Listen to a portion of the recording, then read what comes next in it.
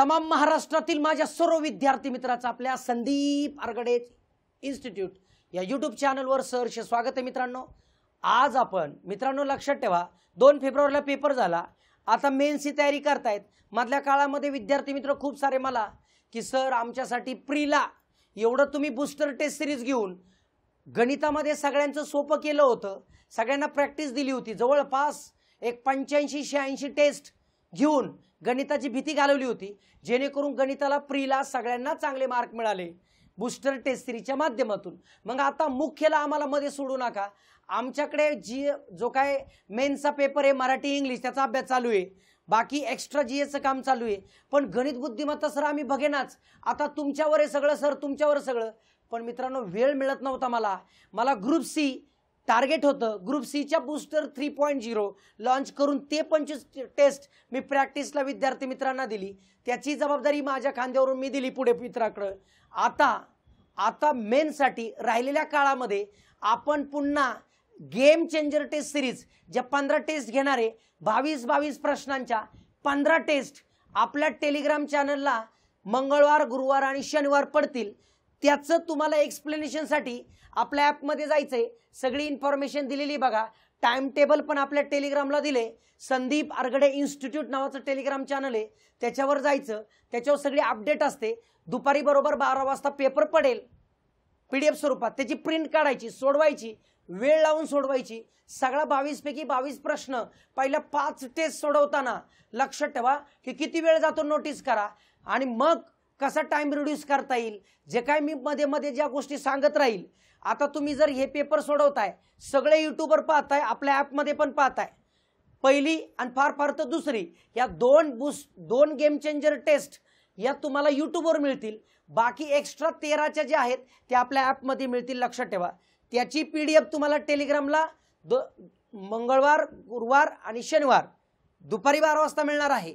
पण लक्षात ठेवा ही टेस्ट सिरीज कोणी जॉईन करावी, जे विद्यार्थी मित्र मेन्सला आहेत, ज्यांचा स्कोर चांगला आहे, त्या विद्यार्थी मित्रांनी ही टेस्ट सिरीज जॉईन करायची, किंवा जे आता ग्रुप सी पूर्वची परीक्षा जी आहे ते त्याचा फोकस नाहीये, मी पुढचा नोव्हेंबरच्या परीक्षेत तयारी करतोय, त्यांनी सुद्धा जॉईन करून काम करून घ्यायचं। निदान 15 टेस्टच्या माध्यमातून सव्वा महिन्याच्या कारकिर्दीमध्ये तुमचा 1.5 महिन्याच्या काळामध्ये बराचसा पार्ट कव्हर होऊन जाणार आहे, लक्षात ठेवा।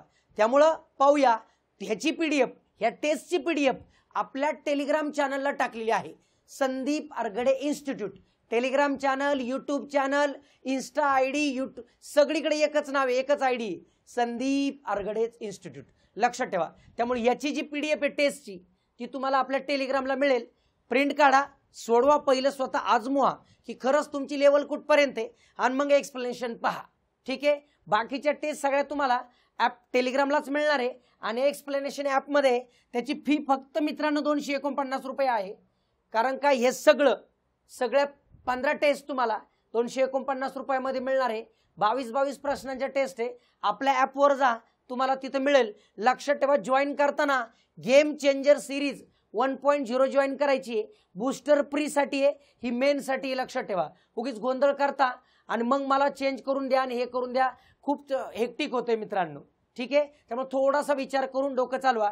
जे प्रीचा फोकस करतायत त्यांनी बूस्टर 1.0, 2.0, 3.0 कोणत्या जॉईन करा, तिथं 110 रुपयेच फी आहे, इथं 249 रुपये फी आहे, लक्षात ठेवा। ओके, तुमच्या पद्धतीने तुम्हाला करून घ्यायचं। बघा पहिला प्रश्न जो होता तो होता आता मेन्सची कला, मेन्सचे प्रश्न, पूर्वचे प्रश्न, मेन्सचे प्रश्न तुम्ही लाखामधून हजारामध्ये आलेला असताय, मग आयोगाची अपेक्षा तुमच्याकडून वाढलेली असते। तुम्ही स्मार्ट विद्यार्थी आता होणारे अधिकारी आहात, एकच टप्पा राहिलेला आहे, तुमच्याकडून थोडक्यात अपेक्षा असणार, प्रश्नांची लेवल थोडी जास्त असणार, आणि याच्यात स्पेशली काय असणार, सांख्यिकी असणार। त्यामुळे सांख्यिकीचे प्रश्न आता टोटल 15 टेस्ट होणार आहे, सगळे पार्ट आपण कव्हर करून घेऊ। आकलन पण सिलेबसमध्ये, आकलनाचे पण प्रश्न आपल्याला कव्हर करून घ्यायचे, सगळं होईल, एक टेस्टच्या माध्यमातून कव्हर होऊन जाईल, काळजी करू नका। 2 रेल्वे स्टेशन A आणि B पासून, 2 रेल्वे स्टेशन A आणि स्टेशन B पासून सुरू होतात, म्हणजे आता हे स्टेशन A आहे आणि स्टेशन B आहे, बरोबर, रेल्वे सुरू होतात। आणि 50 किलोमीटर प्रति तास आणि 60 किलोमीटर तास वेगाने एकमेकांच्या दिशेने प्रवास करत आहे. पहिली जी ए पासून निघती पण 50 किलोमीटर पर आवर आहे, बरोबर, आणि दुसरी जी निघती ते 60 किलोमीटर पर आवर ह्या वेगाने आहे. ही ह्या दिशेने निघतीये, हे ह्या दिशेने निघतीये, बरोबर. आपल्याला काय विचारलंय, त्यांच्या भेटण्याच्या ठिकाणी. आता हे दोघांमधलं अंतर काहीतरी असणार आहे, आपल्याला माहित नाही. त्यांनी काय विचारले पहा, त्यांच्या भेटण्याच्या ठिकाणी बी पासून निघालेल्या रेल्वेने ए पासून निघालेल्या रेल्वेपेक्षा जास्त प्रवास केला. किती? 120 किलोमीटर. म्हणजे समजा ए ने प्रवास, मी लक्षात ठेवा इथं ए ने किती प्रवास केला माहित नाही. समजा मी म्हणेन एक्स, तर बी ने किती केला, तर बी ने इथपर्यंत जो प्रवास केला एक्स प्लस 120 असणार. लक्षात ठेवा, एक्स प्लस 120. कळतंय का? एक्स आणि एक्स प्लस 120. आता ही कन्सेप्ट आहे. आपल्याला काय विचारलंय त्यांनी की तुम्हाला एक गोष्ट कळली पाहिजे, इकडून निघल्याचं 50 किलोमीटर पर आवर वेग आहे, इकडून निघल्याचं स्पीड 60 किलोमीटर पर आवर आहे, बरोबर. म्हणजे याच्या तुलनेत हा 10 किलोमीटर पर आवर या स्पीडने जातोय. हे 120 किलोमीटर जास्त प्रवास केलाय. म्हणजे आपल्याला कळतंय डिश टीव्ही डिश करो विश करो किती अंतर जास्त पार केलंय, 120. टी किती वेगाने, बघा किती वेग, म्हणजे तुम्हाला इथं वेग काय असणार आहे बघा, हा 50 आहे, हा 60 आहे, म्हणजे किती एक्स्ट्रा, 10 किलोमीटर पर आवर. हे 10 काय एक्स्ट्रा, कळलं का? हा 50 आहे, हा 60 आहे, 10 एक्स्ट्रा असल्यामुळं एक्स्ट्रा 120 किलोमीटर, म्हणजे टी बरोबर 12 तास. टी बरोबर 12 तास. मग आता दोन्ही गाड्या 12 तास जात आहेत. मग पहिला हे बघा, पहिलं 50च्या स्पीडने 12 तास, म्हणजे 50 गुणिले 12, 50 गुणिले 12 पहिल्याने अंतर पार केलं. आणि दुसरा 60 गुणिले 12, 60 गुणिले 12, 12 पंचे 60 म्हणजे 600, 12 72 म्हणजे 720, यांची बेरीज केली 1320. किती अंतर पार होईल? 1320. टोटल 1320 किलोमीटर असणार. ऑप्शन नंबर 4 बरोबर. Concept based question. आता या कला काय असते मित्रांनो माहिती आहे का? कला काय असते, मेन्सला जसं पूर्वला तुम्ही 20 पैकी 18, 17, 19, 16, 20 पैकी 20 घेतले, तरी मुख्यला 22 पैकी 22 येतील ह्याची गॅरंटी अजिबात नसते. थोडा लेंदी क्वेश्चन, कन्सेप्च्युअल क्वेश्चन सोडून द्यायचा असतो. हा वेळ खाऊ प्रश्न असतो, इथं गंडवण्यासाठी टाकलेला असतो. आणि मी पेपर सेटरच्या रोलमध्ये आहे, तर माझ्या डोक्यात तीच कल्पना असते की तुम्ही अडकले पाहिजेत, तुम्ही फसले पाहिजेत. मग टेस्टमध्ये मी तोच प्लॅन करतो, फसा इथे फसा, आयोगाला फसू नका, हे सगळं नियोजन केलेलं असतं. त्यामुळे असे प्रश्न कधीच सिक्वेन्सने सोडवायचे नसतात. 22 पैकी 15 पहिले सिलेक्ट करायचे असतात. ज्याला सिलेक्ट करायला जमलो त्याला आयोग सिलेक्ट करतं, समजून घ्या. चला पुढचा प्रश्न, सोपा प्रश्न होता. एका विशिष्ट कोडमध्ये डीप DEAP म्हणजे 3587, फाईल म्हणजे 7465. आता इथं ई इथं पण आहे आणि ई इथं पण आहे. आता ई म्हणजे बघा, ई साठी मी जर 5 घेतला तर इथंही 5 आहे, म्हणजे चौथ्या नंबरचं दुसऱ्या नंबरचं क्लिअर आहे. इथं ई आहे, ई 3 नंबरला आहे, म्हणजे 5 इथं येणार आहे. आता मला बघा DEA म्हणजे साहजिकच 358 येणारच आहे. 358 लागोपाठ पाहिजे. 356 आले चूक, 358 आले, 354 आले चूक, हे तर नाहीच आहे. लक्षात ठेवा, ऑप्शन नंबर 2 बरोबर. प्रत्येक अक्षराचं शोधा. आय 2 नंबरला आहे 4, 4 ने सुरुवात होणार. यल शेवटी आहे, यल 3 नंबरला आहे 6, 6 शेवटी. ऑप्शन नंबर 2 बरोबर. कधी कधी सिक्वेन्शियल सुद्धा कोडिंग असते, लक्षात ठेवा. बघा पुढचा प्रश्न, घातांकाचा नियम आहे मित्रांनो. सोपा प्रश्न होता. a⁻m इंटू a⁻n असेल तर a⁻m+n असतो. हे साधं सोपं कन्सेप्ट आपल्याला माहिती आहे घातांकाची. मग आता इथं विचार करू, हा a आहे, हा पण a आहे, म्हणजे 3/5 यांच्या घातांकाची बेरीज होईल 3 + -6 बरोबर 3/5 2x - 1. आता मित्रांनो यांचं जर केलं 3/5 - 3 बरोबर 3/5 2x - 1. जेव्हा बेस सेम असतो तेव्हा तो गायब करायचा असतो. -3 2x - 1, -1 इकडे आणा प्लस होईल, -3 + 1 बरोबर 2x. यांचं केलं -2 बरोबर 2x, म्हणजे x बरोबर -1. ऑप्शन नंबर 3 बरोबर. म्हणजे इथं तुम्हाला घातांकाचा नियम कळून गेले की आपण कोणत्या पद्धतीने जातोय आणि कसं करतोय. घातांकाचे नियम क्लिअर असले पाहिजे, लक्षात ठेवा. बघा पुढचा प्रश्न, जर महिन्याच्या चौथ्या दिवशी मंगळवार येत असेल, चौथ्या दिवशी काय येत असेल, मंगळवार येत असेल, चौथ्या दिवशी मंगळवार येत असेल म्हणजे 4 तारखेला मंगळवार आहे, मंगळवार आहे मित्रांनो. पुढचा मंगळवार आपल्याला 24 तारखेनंतर 3 दिवसांनी म्हणजे 27 तारखेला कोणता वार येईल, 27 तारखेला हे शोधायचंय. 4ला जर मंगळवार असेल +7 करा म्हणजे 11 तारखेला पण मंगळवार येईल. याच्या पुढे +7 करा म्हणजे 18 तारखेला पण मंगळवार येईल. याच्या पुढे +7 करा म्हणजे 25ला पण मंगळवार येईल. मग आता 27ला किती, 25ला मंगळवार, 26ला बुधवार आणि 27ला गुरुवार. असा साधा सोपा कॅलेंडरचा प्रश्न टाकला होता. ऑप्शन नंबर 1 बरोबर. पेपर सेटर नेहमी पेपर बनवताना 22 पैकी 22 प्रश्न कधीच अवघड नाही बनवणार आणि 22 पैकी 22 प्रश्न सोपे नाही बनवणार.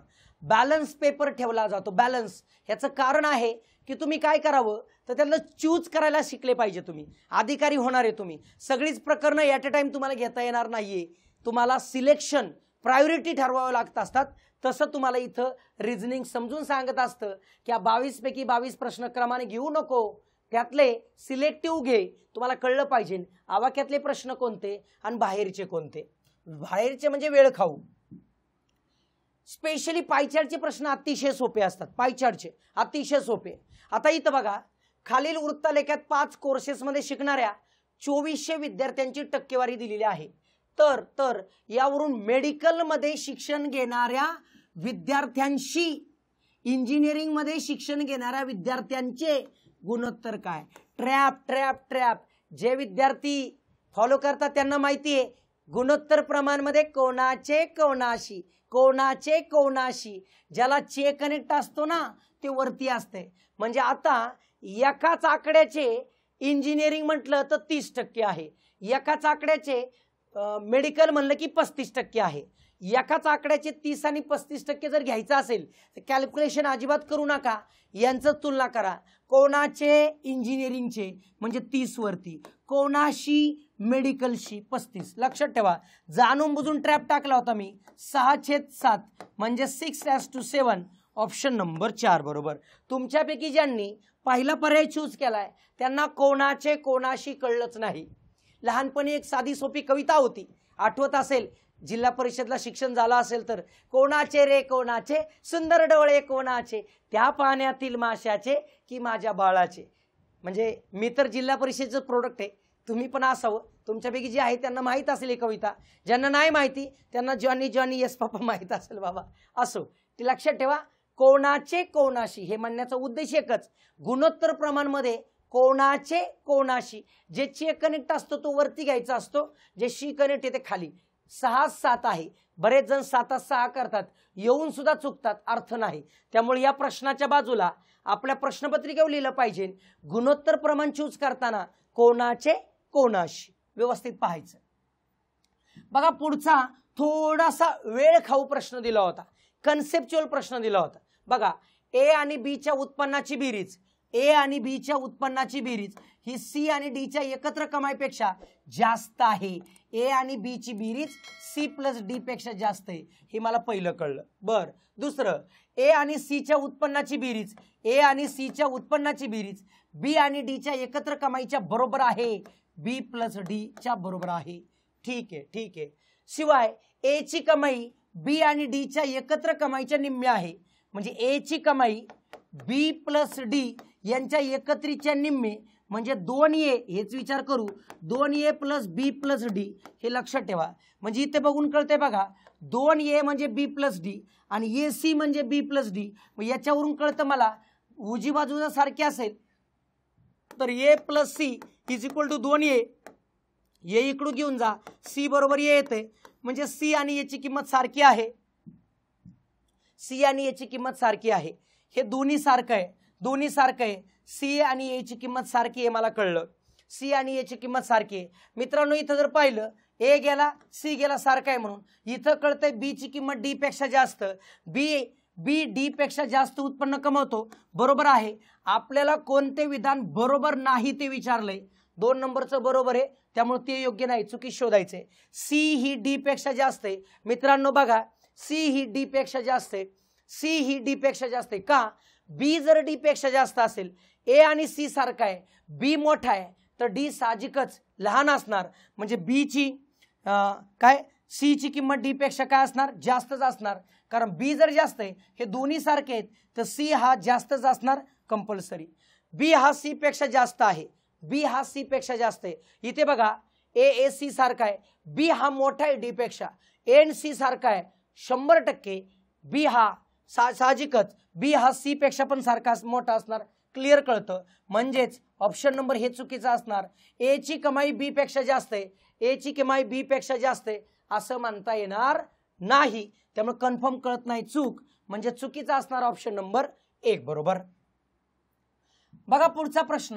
सॉफ्टवेअर या शब्दाच्या अक्षरांची मांडणी किती वेगवेगळ्या प्रकारांनी मांडता येईल जेणेकरून स्वर नेहमी एकत्र असावे? मित्रांनो सॉफ्टवेअर शब्दामध्ये S F T W R हे सोडून बाकीचे सगळे स्वर एकत्र पाहिजेत. स्वर कोणकोणते आहे? ए ओ ए ई. म्हणजे हे जर पाहिलं 1 2 3 4 5 6 म्हणजे 6चा फॅक्टोरियल म्हणजे 720. लक्षात ठेवा. इकडे स्वर एकत्र पाहिजे, स्वर सेपरेट घ्या म्हणजेच किती? 3चा फॅक्टोरियल म्हणजे 6. मग एकूण शब्द लक्षात ठेवा, एकूण शब्द बरोबर 720 गुणिले 6. चला 6 0 0 6 2 12 हातचा आला 1, 6 7 42 आणि 1 43 म्हणजे टोटल शब्द 43 20. ऑप्शन नंबर 3 बरोबर. स्वर नेहमी एकत्र पाहिजे म्हणजे ही गणना करताना हे 5 आणि हे 1 होणार. स्वर नेहमी एकत्र आहे मग 1 होणार. 5 आणि 1 6, 6चा फॅक्टोरियल. तिघांचा आहे तसं 3चा फॅक्टोरियल 6. ह्या दोघांचा गुणाकार केला एकूण शब्द. ही प्रोसेस लक्षात ठेवा. या पॅटर्नचा प्रश्न परीक्षेला येणार, लक्षात ठेवा. येणार म्हणजे येणार. बघा पुढचा प्रश्न. एका परीक्षेमध्ये समाविष्ट मुले आणि मुलींचे गुणोत्तर 9:60 आहे. म्हणजे मुले 9 असतील तर मुली 8 आहे.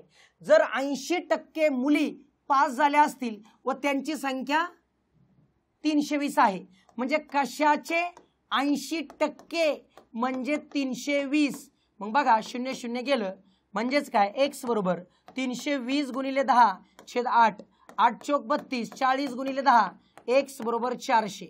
म्हणजे टोटल मुली किती? 400. x म्हणजे टोटल मुली. मग तुम्हाला कळते बघा गुणोत्तरामध्ये 9:60 टोटल मुली 400 आहेत. मग इथे याला कितीने गुणलं तर 50 ने गुणलं, मग याला सुद्धा 50 ने गुणा. 5 9 45 मुलं किती होतील? 450. परीक्षेला बसलेले 450. ऑप्शन नंबर 2 बरोबर. बघा पुढचा प्रश्न. पदावलीचा सोपा प्रश्न घेतला होता. मध्ये मध्ये सोपे अवघड सगळा बॅलन्स साधण्याचा प्रयत्न केलाय. 20 वजा 10 म्हणजे 20 आहे, 200 आहे. म्हणजे वजा नसून गुणिले म्हणजे 100 गुणिले 10. बर आता बघा 6 गुणिले 2 म्हणजे 4, गुणिले म्हणजे मायनस असणार कन्फर्म आहे. म्हणजे याचा अर्थ काय होतंय? हे गुणिले म्हणजे मायनस ठेवा, -1000 आलं बरोबर. भागिले बघा इथे 8 भागिले 4 म्हणजे 12 म्हणजे प्लस असणार, +1000 आलं बरोबर. आता प्लसचा अर्थ आता पाहिला बघा 10 + 5 म्हणजे 2 म्हणजे भागिले आहे, भागिले 100. आणि गुणिलेचा आत्ताच पाहिलं होतं आपण, गुणिले म्हणजे मायनस आहे, -10. चला कॅल्क्युलेशन करूया. कॅल्क्युलेशन करत असताना यांचा भागाकार होईल. म्हणजे बघा पहिलं 100 गुणिले 10 वजा 1000 प्लस यांचा भागाकार 10, 10 वजा 10. मग यांचा विचार जर केला 10 वजा 10 0 येतंय बरोबर. पहिला गुणाकार करावा लागेल. 1000 वजा 1000 प्लस 10 वजा 10. अरे कटले म्हणजे उत्तर ऑप्शन नंबर 1 बरोबर. पदावली आहे, मेन्सला सुद्धा येईल. लक्षात ठेवा कोणत्या चिन्हात. जिथं तुम्हाला कोडिंग पदावली विचारली होती म्हणजे तुम्हाला स्वतःहून शोधायचं होतं की मायनसचा अर्थ काय होईल, भागिलेचा अर्थ काय होईल, गुणिलेचा अर्थ काय होईल, प्लसचा अर्थ काय होईल आणि तो टाकून तुम्हाला पदावली सोडवायची होती. पदावली सोडवताना बॉडमजचा वापर करतो हे आपल्या सगळ्यांना माहिती, लक्षात ठेवा. त्यामुळे बेसिक कन्सेप्ट क्लिअर असायला पाहिजेत, तेव्हाच तुम्हाला उत्तर पटकन येतात. बघा पुढचा प्रश्न थोडासा मेनच्या दृष्टिकोनातून विचारलेला. वर्गमूळ काय असेल? मग याचं वर्गमूळ काय असेल? वर्गमूळ नंतर ही कशाच तरी फोड असणार आहे. मग तुम्हाला एक माहित पाहिजे की a² + b² plus twice A B ही जी फोड आहे ती ए प्लस बी ब्रॅकेटची स्क्वेअर आहे. लक्षात ठेवा सूत्रांचा वापर करणे ही फोड. म्हणजे मित्रांनो 2 तर आलेला आहे, ह्या दोघांची अशी फोड करा जी आतमध्ये बाहेर वर्ग येईल. मग 5 दुने 10 म्हणजे 7 प्लस 2 कंसात 5 गुणिले 2 बरोबर. मग 7च्याच जागी मी 5 अधिक 2 लिहू शकतो प्लस 2 कंसात वर्गमुळामध्ये 5 गुणिले 2 लिहू शकतो. मित्रांनो हा झाला ए, हा झाला बी. बघा ए बी 2 ए बी कळलं. मग हा ए वर्ग म्हणजेच काय वर्गमुळात 5चा वर्ग, वर्ग वर्गमूळ जाईन बरोबर आहे. 2 म्हणजेच काय वर्गमुळात 2चा वर्ग प्लस 2 वर्गमुळात 5 गुणिले वर्गमुळात 2 असं सेपरेट लिहिलं जातं. मग मित्रांनो बघा ए चा वर्ग म्हणजे वर्गमुळात 5चा वर्ग, बी चा वर्ग म्हणजे वर्गमुळात 2चा वर्ग, 2 A B 2 A B. Clear आहे. याचा अर्थ काय होईल वर्गमुळात 5 प्लस वर्गमुळात 2 याच्या कंसाचा वर्ग होईल. म्हणजे याचं उत्तर हे येणार. आता याचं वर्गमूळ काढायचंय. वर्गमूळ अशा पद्धतीने, वर्गमूळ कसं याच्या पद्धतीने, मग वर्ग आणि वर्गमूळ फायटिंग होणार म्हणजे प्लस वर्गमुळात 5 वर्गमुळात 2 म्हणजेच ऑप्शन नंबर 1 बरोबर. अशी फोड करता आली पाहिजे. अशा प्रकारचे प्रश्न 9वीला होते मित्रांनो. 9वीला वर्ग आणि वर्गमूळची कन्सेप्ट साधं सोपं. इथं 10 येणार आहे, 5 दुने 10 5 2 लक्षात आलं पाहिजे आपल्याला. इथं आतमध्ये काय होऊ शकतं वर्गमुळात 5 आणि वर्गमुळात 2 क्लिअर लक्षात आलं पाहिजे. काही गोष्टी क्लिअर होतात लक्षात ठेवा. पुढचा प्रश्न बघा. नाशिक शहराचे डिसेंबर महिन्याचे 10 दिवसांचे तापमान पुढील प्रमाणे आहे. तर मध्यमान काढा. मध्यमान मीन, मीन त्यालाच आपण मध्य असं म्हणतो. मध्य मीन किंवा त्यालाच आपण काय म्हणतो सरासरी पण म्हटलं जातं बरं का रे. मग सगळ्यांची सरासरी म्हणजे या सगळ्यांची बेरीज करा भागिले 10 करा. मग चला बेरीज करू. 2 आणि 1 2 आणि 4 किती 5, 5 आणि 9 किती 14, 14 15, 15 आणि 7 7 22 23, 23 आणि 2 किती 23 आणि 2 25, 25 आणि 4 29. हातचा आला किती 2, 2 आणि 2 4 आणि 2 6, 7 आणि 9 11 12, 12 आणि 2 14, 16 18 20 म्हणजे 209 भागिले 10. 10 ने भागलं काय येतं 20.9 म्हणजेच ऑप्शन नंबर 4 बरोबर. म्हणजे इथे तुम्हाला कळलं कोणत्याही गोष्टीचं मीन काढायचं असेल, मध्यमान काढायचं असेल किंवा सरासरी काढायचं असेल, दिलेल्या घटकांची बेरीज भागिले घटकांची संख्या. टोटल घटक 10 आहे, 10 ने भागलं बेरीज भागिले 10 लक्षात ठेवा. पुढचा आता थोडासा वेळ गेला असेल तुम्हाला वाचून कळलं नसेल. हा मसावीचा प्रश्न होता. प्रश्न कसा आहे पहा. एका व्यक्तीला 3 द्रव पदार्थ भरायचे आहेत, 3 लिक्विड आहेत. 403 लिटरचं पेट्रोल आहे, 465 लिटरचं डिझेल आहे आणि 496 लिटरचं मोबाईल ऑइल आहे. हे 3 द्रव पदार्थ एकाच आकाराच्या बाटल्यामध्ये कोणत्याही प्रकारचा द्रव एकमेकात न मिसळता असे भरायचे आहे की प्रत्येक बाटली पूर्णपणे भरली गेली पाहिजे. कमीत कमी किती बाटल्यांची आवश्यकता लागेल. आता म्हणजे अशी बाटली घ्यायची ह्या तिघांना भाग जाईल, ह्या तिघांना भाग जाईल. मित्रांनो तिघांना भाग जाणार. आता साहजिकच एक डोक्यात ठेवा ह्या संख्येला नेहमी मूळ संख्यांचा विचार भाग करायचा. आता मूळचा विचार केला तर 31 ने भागून बघा 31 तर 31 त्रिक 93, 31 एक 31 म्हणजे 13 आलं. 31 एक 31 बरोबर. उरले किती उरले 15 55, 31 5 155. आता एवढे काय पाठ नसतात, मी मनाने बनवतोय पाडे लक्षात ठेवा. 31 एक 31 बरोबर. उरले किती रे उरले किती 18, 18 680, 31 सक बरोबर. 31 सक येते का बघा येत आहे. मग या सगळ्यांची हे जे आलं ती बाटलीची साईज आली म्हणजे किती लिटरची बाटली असेल 31. मग किती टोटल बाटल्या होतील 13 अधिक 15 अधिक 16. या सगळ्यांची बेरीज केली 13 आणि 15 किती होतं 28, 28 आणि 16 किती होतं 44. टोटल बाटल्या 44 असणार ऑप्शन नंबर 2 बरोबर. पण प्रत्येक बाटली किती लिटरची असेल 31. म्हणजे तुम्हाला मसावी आणि लसावी लेखी प्रश्न जे असतात शाब्दिक प्रश्न असतात सोडवायला आलं पाहिजे. याच्यासाठी सगळ्यात महत्त्वाचं लक्षात ठेवा मित्रांनो, कधी पण तुम्हाला पोस्ट मिळवायची ना मग सगळ्यात सोपं काय माहिती आहे का MPSC ला समजण्यासाठी गणित बुद्धिमत्तामध्ये सगळ्यात महत्त्वाचं आहे PYQ. PYQ बघा PYQ बघा, लसावी मासावीचे आलेले PYQ सगळे सोडवा, प्री मुख्यचे. तुमचे प्रश्न क्लिअर, तुमची आयडिया क्लिअर, परीक्षेला काय येणार ते पण तुम्हाला कळणार. परीक्षेला काय होणार, नाव आणि आकडे बदलणार, बाकी काही बदलत नसते.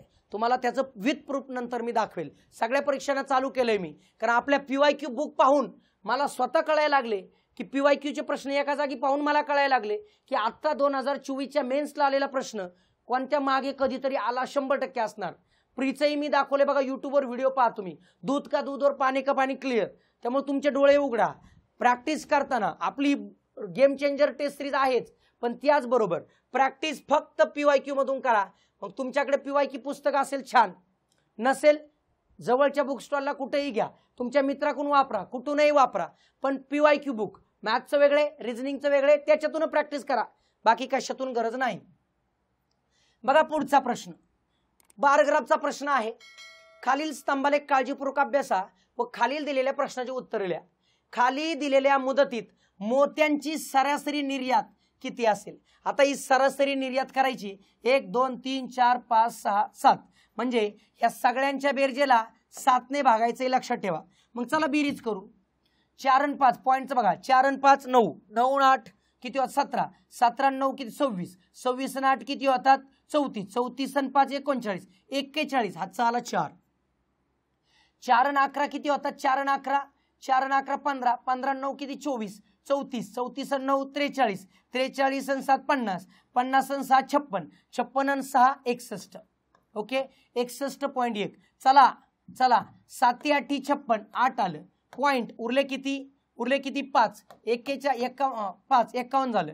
7 7 सक 7 7 49, 8.7, 8.7 क्लिअर आहे. ऑप्शन नंबर 2 बरोबर. कळलं. या सगळ्यांची बेरीज भागिले 7 करायचं होतं सरासरी. पुढचा बघा, मिसिंग टर्मचा एक क्वेश्चन होता. आकडे बघून कळले पाहिजेत. घन दिसते बाबा कशाच तरी, म्हणजे यांच्या वजाबाकी 4 येते, 4चा घन 64, यांची वजाबाकी 8 येते, 8चा घन 512, यांची वजाबाकी 6 येते, 6चा घन 216, यांची वजाबाकी 10 येते, 10चा घन 1000. ऑप्शन नंबर 1 बरोबर. वजाबाकीचा घन आतमध्ये ठेवला होता, ऑप्शन नंबर 1 बरोबर. बघा पुढचा प्रश्न मिसिंग टर्म झाला. आता अंकमालिकेचा प्रश्न होता. सगळ्या व्हरायटीचे प्रश्न जाऊ द्या. 63 आहे, वर्ग वजा 1 दिसतंय, वर्ग प्लस 1 दिसतंय, इथं काहीच लॉजिक क्लिक होईना. मग आपल्या फरकांकडे जायचं होतं. यांचा फरक जर विचार केला तर किती येतोय बघा, 59 ने वाढतंय. कितीने 59 ने वाढतंय. इथं विचार केला तर कितीने वाढतंय बघा, 53 ने वाढतंय. इथं विचार करा बघा, 6 कमी झाले. इथं 47 ने वाढतंय, इथं 41 ने वाढणार, म्हणजे 221 प्लस 41 म्हणजे 262 होत आहे. 263 किती होते बघा, 41 ना, हे किती 22 आहे ना, यांची वजा बेरीज केली 263. ऑप्शन नंबर 3 बरोबर करेक्ट आहे. लक्षात ठेवा फरकांचा फरक, यांचं लॉजिक 6 आहे बघा, 6 6 कमी कमी होत जाते बघा. कळलं. म्हणजे 59 53 47 41 अशा पद्धतीने 35 अशी वजाबाकी करत गेलं तर तुमचं उत्तर येऊन जाते. मूळ संख्यांचा फरक सुद्धा विचार करू शकता. याच्यानंतर मूळ संख्या कोणती ती पहा, तुम्हाला लक्षात येऊन जाईल. फरकांचा फरक आहे ऑप्शन नंबर 3 बरोबर.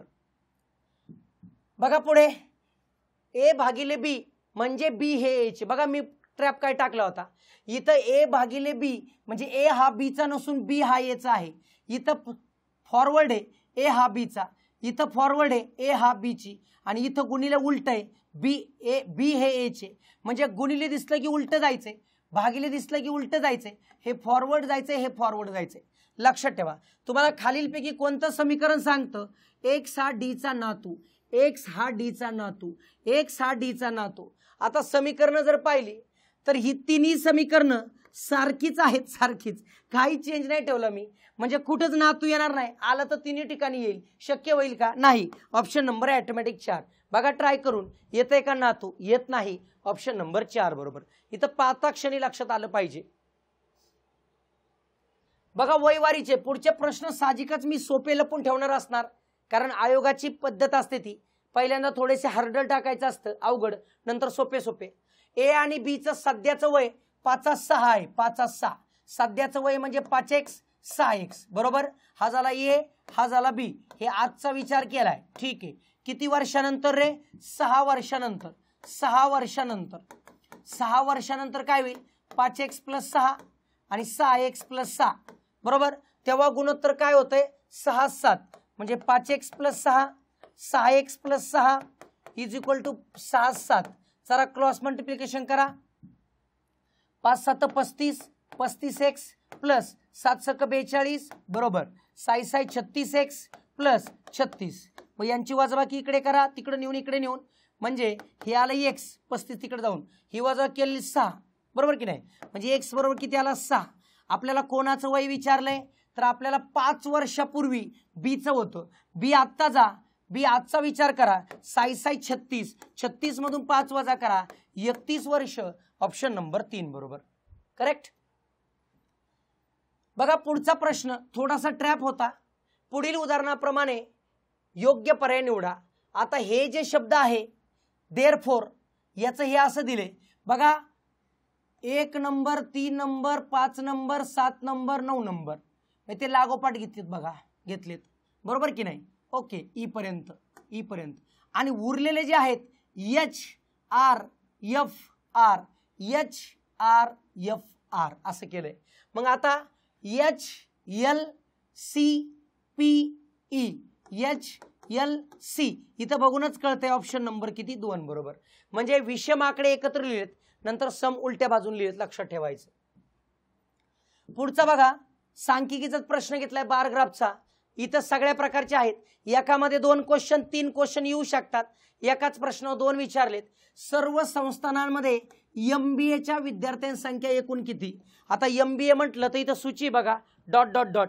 मग MBA इथं आलं किती? आलं MBA 275 प्लस बघा मध्ये इथं MBA 450 प्लस MBA किती आला? 250 प्लस MBA 425 प्लस MBA किती येतोय बघा? 300 प्लस 300 बरोबर की नाही. ह्या सगळ्यांची बेरीज करा.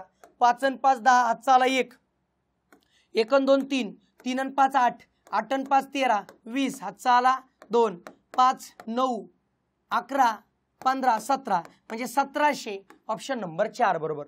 टोटल MBA स्टुडंट किती आहे? 1700 आहे. क्लिअर. ओके, आता पुढचा प्रश्न याच्यावरच काय विचारले? सर्व संस्थानांमध्ये MBA MCA LLM यांच्या गुणोत्तर काय? MBA आत्ताच कळलंय 1700. आता MCA विचार करू. MCA किती बघा? MCA म्हणजे काय? व्हाईट. मग इथं किती आलं MCA रे? 325 बर प्लस बघा 350 प्लस व्हाईट बघायचे ना आपल्याला 125 प्लस 125 बघा. पुढे व्हाईट बघा 400 प्लस व्हाईट बघा 425 यांची बेरीज करा 5 5 5 5. ठीक आहे. ओके 5 5 5 आहे ना. बघा पहिलं किती आलं? 325. ओके. दुसरं आलं 350. ओके. तिसरं आलं किती? तिसरं आलं 125. ओके. चौथा आलं 400. ओके. पाचवा आलं 425. ओके. 5 आलं. ठीक आहे. हातचा आला 1 3 3 आणि 2 5 5 आणि 5 10 आणि 2 12 हातचा आला 1 4 4 आणि 1 5 5 आणि 4 9 10 10 16 1625. आता मित्रांनो हे आले बघा 1625. आता एक गोष्ट कळते, गुणोत्तर विचारले हे 68 आहे सगळं. मग याला 1700ला 68 ने भागून घ्या. 68 मग 17 चौक तुम्हाला माहिती 17 एके 17 17 चौक 68 100 भागिले 4 म्हणजे 25चा भाग येतो. मग याला 25 ने भागा 1625 भागिले 25 25 सक 150 बरोबर. उरले 12 25 5 म्हणजे 65 येणार. ओके. ऑप्शन नंबर 1 बरोबर. पुढचं चेक करायची गरज नाही, पर्याय आपल्याला मदत करतो. लक्षात येऊन गेलं. दिलेल्या सामग्रीचा बहुलक काढा. बहुलक मीन मीडियन आणि मोड. मोड म्हणजे बहुलक असे घटक दिले असतील जी संख्या सगळ्यात जास्त वेळा आली तिला बहुलक म्हणतात. आता 11 किती वेळा आली बघा? 11 1 आणि 2 11 2 वेळा. 13 बघा 13 1 2 3 13 3 वेळा आली. 15 2 वेळा आली. 15 2 वेळा आली. 15 2 वेळा आली. 20 एक वेळाच आहे, 20 एक वेळाच आहे, 19 एक वेळाच आहे आणि 14 एक वेळाच आहे. कोण जास्त वेळा आले? 13. बहुलक ऑप्शन नंबर 1 बरोबर. जी संख्या जास्त वेळा येईल त्याला बहुलक म्हणतात, लक्षात ठेवा. पुढचा सहज सोपा दिशाज्ञान चाचणीचा प्रश्न. दीपा 75 मीटर उत्तरेला जाते, 75 मीटर उत्तरेला जाते बघा, 75 हे 75 मीटर उत्तरेला जाते आणि मग डावीकडे वळते व 25 मीटर चालत जाते. 25 डावीकडे, हे 25 बर. पुन्हा डावीकडे वळते व 80 मीटर जाते, हे बघा 80 थोडंसं जास्त खाली, हे 80 बरोबर. शेवटी 45 अंशामध्ये डावीकडे वळते. आता जाणार होती इकडे बरोबर, तर ही इकडे 45 मध्ये वळली, लक्षात ठेवा. इकडे ही इकडे जाणार, इकडे चालली म्हणजे कोणत्या दिशेला चालली, कुठल्या दिशेला जात आहे ते सांगा. ही आग्नेय दिशा आहे, ऑप्शन नंबर 3 बरोबर. करेक्ट. लक्षात ठेवा 22 पैकी 22 प्रश्नांचं उत्तर एकदम क्लिअर करून घेतले मित्रांनो. लक्षात आली असेल एक गोष्ट तुम्हाला, ती गोष्ट अशी की आपण काय करतो की टेस्ट सिरीज किती महत्त्वाची असते, गणित बुद्धिमत्तामध्ये दररोज प्रॅक्टिस करणं गरजेचं आहे. त्यामुळे त्या प्रकारच्या आता मेन्सला रामबाण उपाय ठरणारी टेस्ट सिरीज आपण घेऊन आलोय. आता मंगळवार सर घेणार, गुरुवार घेणार, शनिवार घेणार. मग मधल्या दिवशी काय करू? बूस्टर 1, बूस्टर 2, बूस्टर 3, कारण 70% सिलेबस पूर्वचाच आहे. मुख्यचे जास्त हार्डल्स लेवलचे, मोठे मोठे लेवलचे जे मी प्रश्न आहे ते मी इथं घेणारे गेम चेंजर मध्ये. मधल्या काळामध्ये बूस्टर सोडवा. हे टाइम टेबल सगळं आपली कधी कधी टेस्ट असणार आहे, 15 टेस्टचं नियोजन केलंय. हे सगळं तुम्हाला आपल्या टेलिग्राम चॅनलला मिळेल. तुम्हाला काही गरज लागली तर इथे बघा आपल्या ॲपचं नाव आहे. ही बॅच जॉईन करण्यासाठी आपला ॲप डाउनलोड करायचे. स्पेशल मेन्सची बॅच आहे, स्पेशल सांख्यिकीची बॅच आहे. तुम्हाला हे जर टेस्ट सिरीज जॉईन करायची, टेस्ट सिरीजची पण बॅच आहे. आणि ज्यांना एक्सप्लेनेशन स्वतः येतंय त्यांनी टेलिग्रामला PDF टाकली जाणार आहे. PDF टेलिग्रामला सगळ्यांना फुकट आहे. त्यांनी PDF डाउनलोड करायची, सोडवायची. फक्त एक्सप्लेनेशनसाठी तुम्हाला बॅच जॉईन करावं लागेल, तरच एक्सप्लेनेशन दिसेल. लक्षात ठेवा. माझं म्हणणं आहे प्रत्येक व्हिडिओ ॲटलिस्ट परीक्षेपर्यंत जातोपर्यंत, पेपरला जातोपर्यंत प्रत्येक पेपर 2 वेळा बघा, कन्सेप्ट क्लिअर. कारण आपण 22 प्रश्नांच्या 15 टेस्ट घेणार आहे. 22 गुणिले 15 330 प्रश्न मिळणारे. 330 प्रश्न टाईप, याचा अर्थ आयोगाचे 22 प्रश्न ह्यातून कव्हर झालेच पाहिजे. हा सगळा मी विचार करून पेपर सेट करतो. तुमच्या लक्षात येत असेल, साधी सोपी गोष्ट नाही, करायचंय आपल्याला, जिंकायचंय. कारण पहिल्या टप्प्यावर आपण गणिताने पुढे आणले, दुसऱ्या टप्प्याला पण गणितानेच पुढे नेलं पाहिजे आणि जिंकले पाहिजे. मागे माझा विद्यार्थी राहता कामा नये. त्यामुळं परत एकदा सांगेल, जे फक्त पूर्वची तयारी करतायत आत्ता जूनची, त्यांनी ही बॅच जॉईन करायची नाही. जे मुख्यला आहेत, मुख्यला ज्यांचे स्कोअर चांगले आहेत त्यांनी जॉईन करायची आहे, करून घ्यायचं आहे. आणि जे नोव्हेंबरच्या परीक्षेत डायरेक्ट तयारी करताय त्यांनी सुद्धा जॉईन करून काम करून घ्यायचं. आपल्या ॲपवरती संदीप अरगडे इन्स्टिट्यूट ॲपवरती तुम्हाला ही सगळी इन्फॉर्मेशन मिळणार आहे. काही अडचण आली, आपले स्क्रीनवर नंबर आहे त्यांच्यावर कॉल करायचा, क्लिअर होऊन जाईल बरोबर. टेस्ट पेपर दररोज 12 वाजता आपला Telegram channel Sandeep Argade institute, हे जे दिसतंय नाव खाली, त्याच्यावर जॉईन आहात तुम्ही, त्याच्यावर तुम्हाला मिळत राहणार आहे दररोज 12 वाजता. म्हणजे मंगळवार, गुरुवार आणि शनिवार तिथं सोडवायचे, एक्सप्लेनेशन ॲपमध्ये जाऊन पाहायचे. आणि जर पुण्यात असाल तर आपल्या अकॅडमीवर यायचं. दुपारी 2 वाजता पेपर तुमची प्रिंट मी आणून ठेवणार, तुम्ही सोडवायचे. ठीक आहे. चला मग भेटूया पुढील टेस्टमध्ये. धन्यवाद.